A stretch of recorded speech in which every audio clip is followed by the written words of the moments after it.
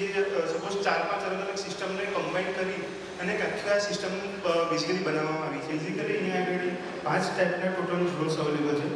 સૌપ્રથમ super admin કે જે બેઝિકલી રૂટ લેવલ પર મેનેજ કરવામાં આવે છે. ત્યાર પછી જ્ઞાન ભંડાર જે ઇન ફ્યુચરમાં અત્યારે ટોટલ એક આપણે જોઈશું તો 177 એટલી જ્ઞાન ભંડાર છે અને અત્યારે ટોટલ બુક 11,60,122 બુક્સ ટોટલી અહીંયા આગળ અવેલેબલ છે જે 177 જ્ઞાન ભંડારમાં છે. હવે બેઝિકલી અહીંયા આગળ જે પોર્ટલ છે તે અત્યારે ફ્રન્ટનું આખું છે તો અહીંયા આગળ આપણે વેબસાઇટ આના પછી લાઈવ સેશનમાં બતાવીશું. તો ટોટલ જેટલી પણ જ્ઞાન ભંડાર છે અહીંયા જ્ઞાન ભંડારનું લિસ્ટ આવશે. બેઝિકલી તે વ્યૂ કરીશું તો એ પર્ટિક્યુલર જ્ઞાન ભંડારમાં કેટલા બુકના કાઉન્ટ છે, કેટલી બુક્સ અવેલેબલ છે એ બધી વસ્તુ આવશે.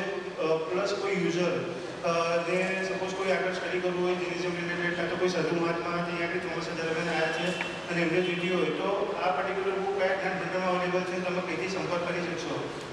બેઝિકલી બુક રિક્વેસ્ટનો અને એનો ફીચર્સ પણ અવેલેબલ છે. ત્યાર પછી ટોટલ બુક માસ્ટર્સ.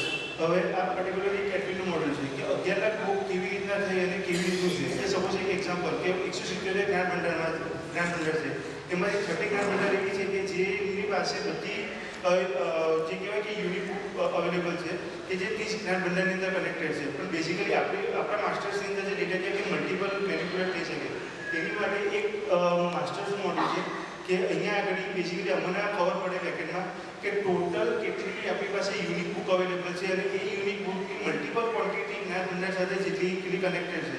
તો એ ખાલી એઝ અ એડમિન પર્સપેક્ટિવથી અમે જોઈ શકીએ છીએ કે ટોટલ કેટલી ક્વોન્ટિટી અવેલેબલ છે.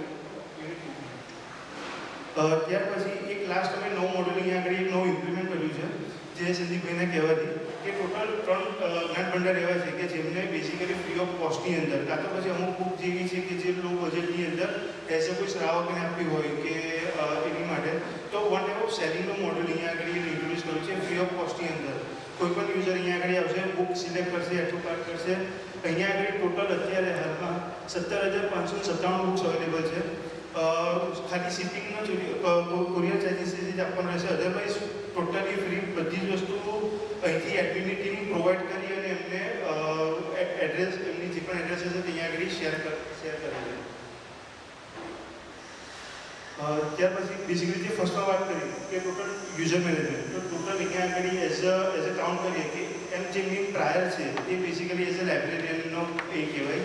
તો લાઇબ્રેરીની અંદર સપોઝ કે એવું હોય કે પ્રોબ્લેમ એ રીતે થાય કે એક જ્ઞાન ભંડારની અંદર એક જ એડમિન હોય પણ ઇફ સપોઝ એક પર્સન અવેલેબલ ના હોય કાં તો એના ક્રેડેન્શિયલ કોઈ કારણોસર બીજા સાથે શેર ના કરે due to some technology reasons કે વોટેવર સો એના માટે એક જ લાઇબ્રેરીની અંદર મલ્ટિપલ તમારે એઝ એડમિન યુઝર બનાવીને તમે એને મેનેજ કરી શકો છો. તો કોઈ પણ બુક રિક્વેસ્ટ અગર રિસીવ થશે તો એ પર્ટિક્યુલર જે પણ લાઇબ્રેરિયન એડમિને બુક રિક્વેસ્ટ કરી હશે કે બુક એક્સેપ્ટ કરી હશે એના નામ સાથે એનું બેઝિકલી આખું ટ્રેકિંગ એક આવશે. એટલે ટોટલી અહીંયા આગળ યુઝર મેનેજમેન્ટનું જે મોડલ છે બેઝિકલી એનું આખું ડિઝાઇન અને ડેવલપ કરવામાં આવ્યું છે. ત્યાર પછી જે મેઇન જે હાર્ટ કહેવાય પર્ટિક્યુલર અસુ સંગમની અંદર કે ટોટલ કેટલી બુક રિક્વેસ્ટ કેવી રીતના કરવી, કેવી રીતના બેઝિકલી બુકને આપવી અને કેવી રીતના સપોઝ હવે એક લોકિંગ પીરિયડ છે કે 15 ડેઝ માટે બુકને આપી છે તો 15 ડેઝ પછી આપણે રિમાઇન્ડર તરીકે એઝ અ એક નોર્મલ મેલ કાં તો વોટ્સઅપ નોટિફિકેશન જાય અને ત્યાર પછી એઝ અહીંયા આગળ જે એડમિન છે એડમિન યુઝર એમને ખબર પડે કે ભાઈ આપણી પાસે એક ઓવરવ્યૂ બુક પડેલી છે.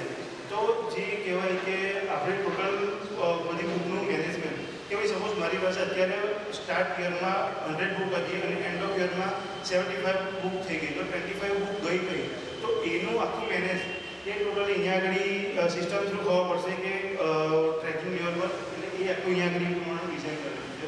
આના ડિટેલ્સ વિશે તમને વિશ્વભાઈ અને બીજા પર્સન તમને ડિટેલમાં એક્સપ્લેન કરશે કે આનો આખી શું પ્રોસેસ છે.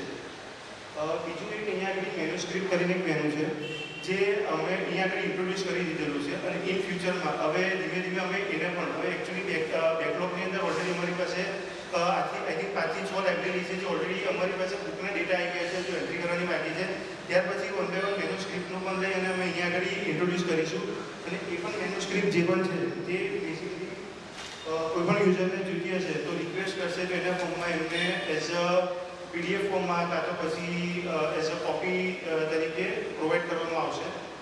એ બધું ફાઇનલ ડિસિઝન તે વખતે બધી લઈશું. અને બીજા જનરિક ફીચર્સ કે જેવી રીતના બેસિકલી કહેવાય કે રોડ મેનેજમેન્ટ થઈ ગયું, ફ્રન્ટ સાઇડર એટલે ફ્રન્ટ એન્ડની અંદર આપણે ઇમેજ ડિસ્પ્લે કરવી હોય કે સપોઝ હવે પોલ્યુશન ટાઈમ આવે છે તો એના અલગ ટાઈપની ઇમેજ ડિસ્પ્લે કરવાની, યુઝર મેનેજમેન્ટ છે, ન્યૂઝ છે, ફ્રન્ટ એન્ડની અંદર કોઈ નવા ન્યૂઝ આપવા હોય, ઇવેન્ટ છે, data centre, video and song, gallery, code, સુવાક્ય, volunteer, PPT, publisher and many more.